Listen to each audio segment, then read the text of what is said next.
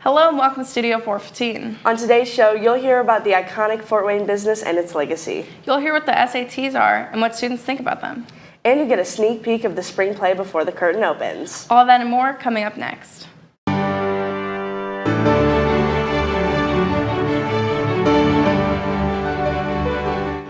And that can be anywhere between 400 and 1,600.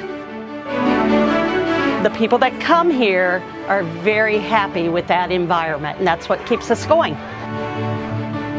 That's what makes it fun, is being able to put you into that character.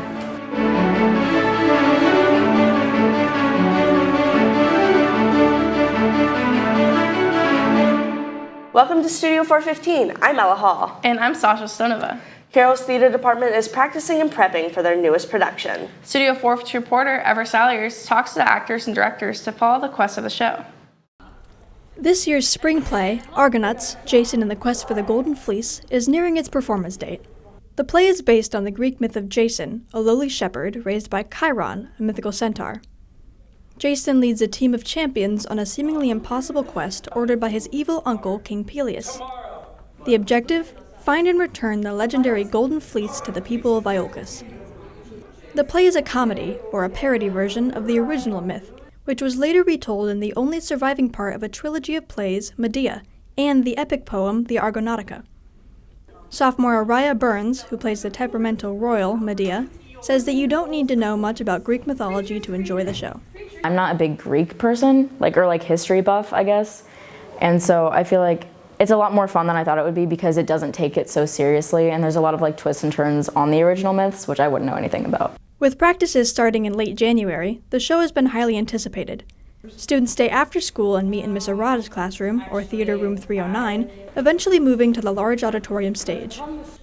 Most students only have to come on certain days, depending on scheduling, but students with main roles are often there for every practice day. For example, Omar Overby, who plays Jason, is in nearly every scene, therefore he is at every practice he can attend. Other students with minor roles are able to play several characters. If there aren't enough people that try out, or there are scripted background characters in a scene, actors with few scenes or speaking lines can change into various other costumes and be someone completely new for a different part of the show. Sophomore Josiah Montez, who plays Chiron, a fire-breathing bull, and other characters, loves being able to play multiple roles for a show. My favorite thing about my roles are just that I can spread my acting and show on my acting resume how well I can do different parts.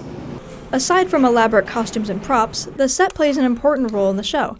In this play, the set has raised parts of the stage, allowing for clear differences in setting to be shown without needing several scene changes.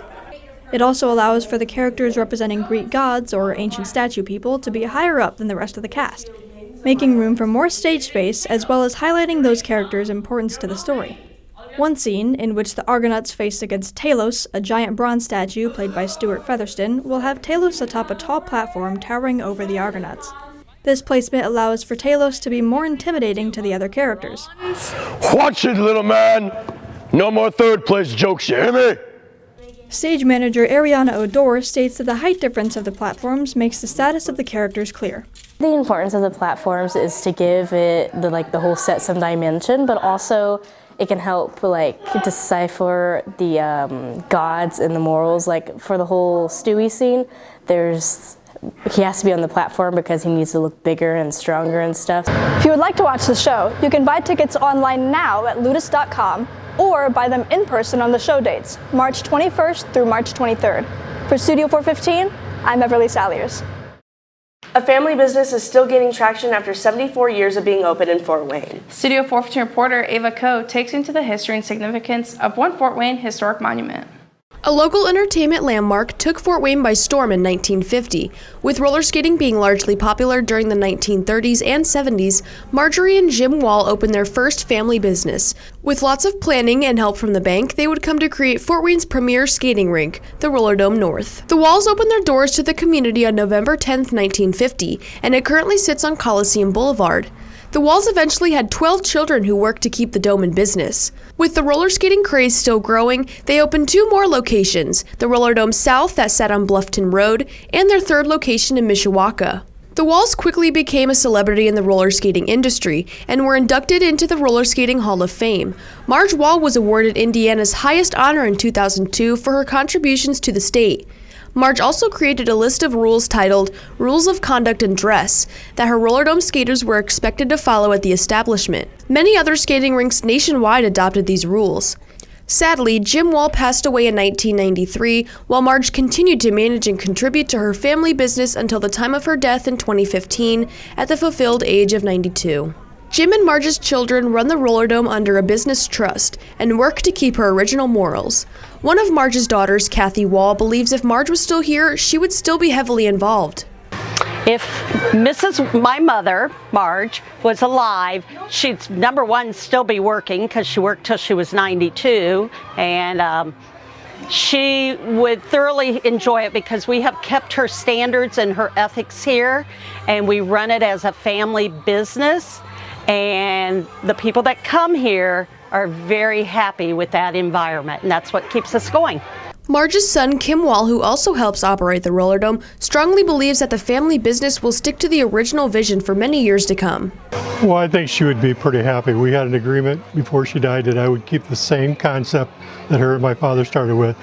Things might change a little bit as far as how we operate, but the concept will be the same. Treat the families right, and it's a family entertainment business. The roller dome still has its original 1949 layout and flooring with a special floor coating that the Walls marketed themselves. The roller dome is more than just roller skating. They offer skating session mini games, arcade games, skating lessons for kids, birthday parties, and a New Year balloon drop. In honor of their mother, they have a Marge Cafe where they sell pizza, pretzels, nachos, slushies, and many more. The roller dome is always hiring for DJ, skate rental, and concession positions.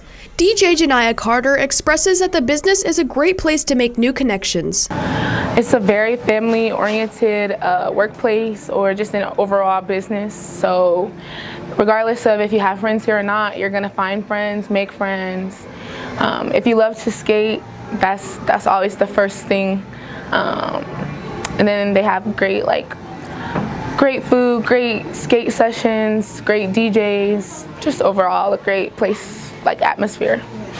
Kathy Wall also thinks that COVID impacted the roller dome in a positive way. The thing I enjoy most about the roller dome right now is the camaraderie among people that come here. They come here with their families now, which we're seeing a big influx of because it's something to do. And after COVID, it became very important to bond with your family. So I enjoy that the most. The roller dome always makes sure to keep their roller skates clean and sanitized. They also offer skate repairs. They sell skates and skate parts like wheels, bearings, laces, and stoppers.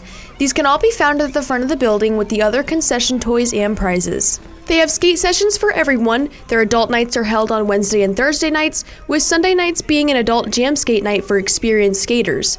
Kids Learn to Skate sessions are held on Saturday mornings. Family sessions are usually held during the week from 6:30 to 8:30 p.m. And the teenage sessions are held on Friday or Saturday nights from 7 to 10 p.m. The roller dome is open every single day of the week other than Mondays for all ages, depending on the session. For Studio 415, I'm Ava Coe. Juniors at Carroll had a unique opportunity on March 6th that will aid them if they decide to attend a college or university. Studio 415 reporter Samuel Armstrong asked students and administrators to find out what juniors should expect on this SAT. The SAT, or Scholastic Aptitude Test, is an assessment that many colleges ask for that is a key factor in deciding admission. The SAT is supposed to judge a student's readiness for college. The highest SAT score is 1,600, but the average SAT score is 1,060. Sally Lehman, the guidance department chair at Carroll, says juniors should look towards getting a competitive score to give them an edge against other students or applicants. If you were to score, let's say, a 1,200 above that 1040, a 1,200 means that you're between the 71st and 80th percentile, which means you've scored better than 71 to 80% of all other kids taking the test. So 1,200 is pretty good. While juniors took the SAT on the 6th of March in their homeroom, freshmen, sophomores, and seniors did e-learning at home. Lehman describes the process of taking the SAT and the digital nature of the test-taking process. It's all digital. There will be two sections, the reading, the writing, and then the math. There's a break in between. They can have scrap paper, they can have calculators, but it is all done on their laptops through an application called Blue Book. After the test, juniors were able to leave school if their parent allowed them to. The way permission to leave school was managed was that juniors' parents had to fill out their student's name on a Google Doc. As for Carroll's students, however, they have their own opinion on the SAT.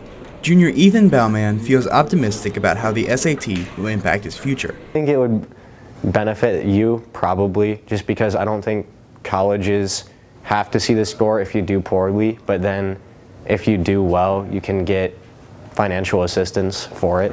And as for seniors who have already taken the SAT, some have problems with how it is currently run. Senior Nathan Couch believes that the SAT is not an effective way of testing students for readiness after high school. Honestly, the SAT as a test in and of itself isn't really that beneficial in my eyes.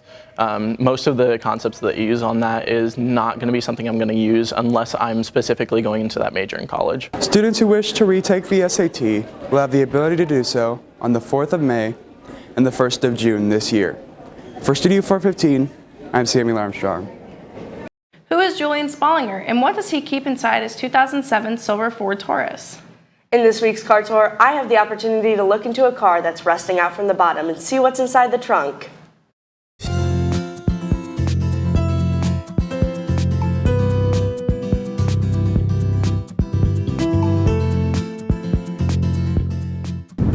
Hi, welcome to another episode of Car Tour.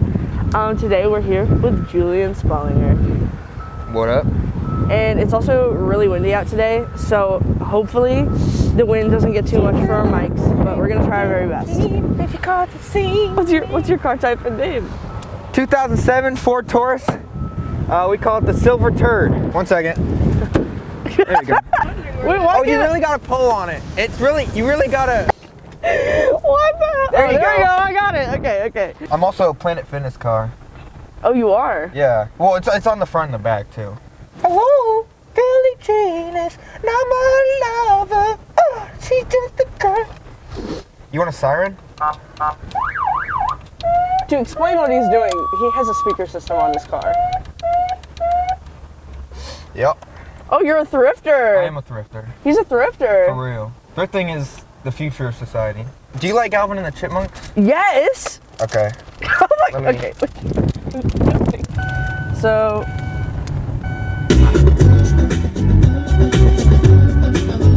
Oh! Alvin and the Chipmunks. I found that thrifting too.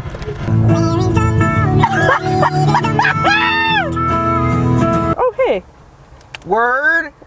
Where do you want this? Yup.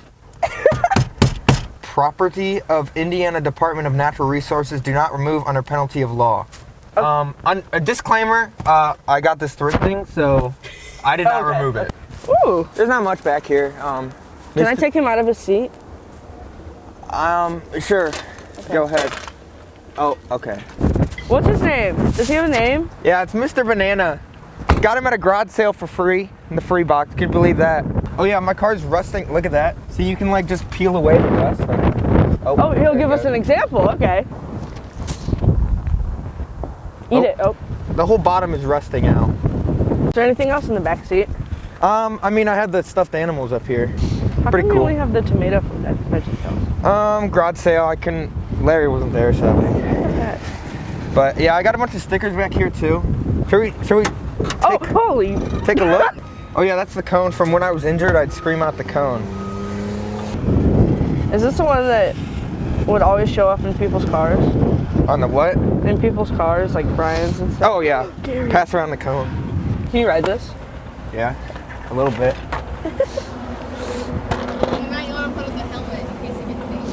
Nah, I'm a man of danger.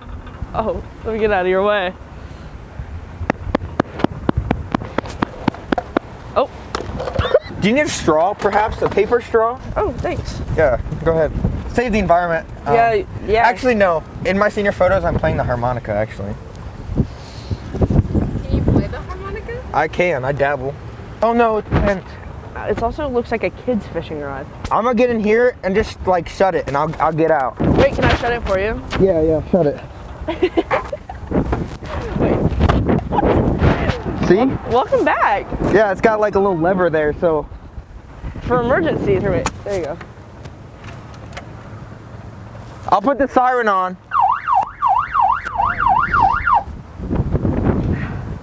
Is there any cops by? But yeah, here's my. Why is it cemented? Yeah. Look at that engine. See, this is why you keep the towel in here. You check the oil. I don't know if you're like supposed to like put it down like that. Oh, I'm. Or like all the way. You put is it all the way? and then you just pull it out. A little low. I ran this without oil for like a month though. That was another episode of Caror. It's very, very windy right now, and we all three. I don't know. Are you freezing? I'm a wee bit chilly. Your ears are bright red. I'm freezing right now, and I'm sure Macy's cold. She has even less on. So, yeah. Yeah. Pound it. Noggin. See ya. Oh. Anyways, for Studio 415, it's me and Z. The boys' baseball team is practicing, and many other spring sports are gearing up to compete. Jaden Householder and Chase Roberts are back with this week's Charger Sports Center.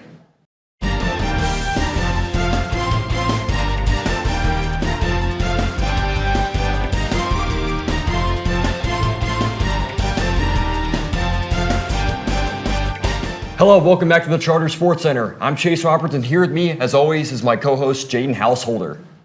Boys volleyball held their home opener last Tuesday against Homestead. The Chargers would start off with a 1-0 set lead over the Spartans, but would ultimately lose the match 3-1. The Chargers' next event takes place this Saturday, where they will compete in the Columbia City Invitational. Carroll baseball is preparing to begin their season this month, with the Chargers' first game taking place on March 25th against Leo. Last season, the Chargers finished with a 20-7 record, finishing their season with a 1-0 loss to DeKalb in the sectional semifinals. Carroll softball opens their season against Penn on March 23rd. Last season, the Chargers finished with a 15-14 record and finished their season as sectionals and regional champs before falling to Lake Central's 6-0 in the semi-state game. Girls tennis is set to begin their season next week with a home opener against Concordia. The Chargers finished as sectional champions before losing the regional round to Leo.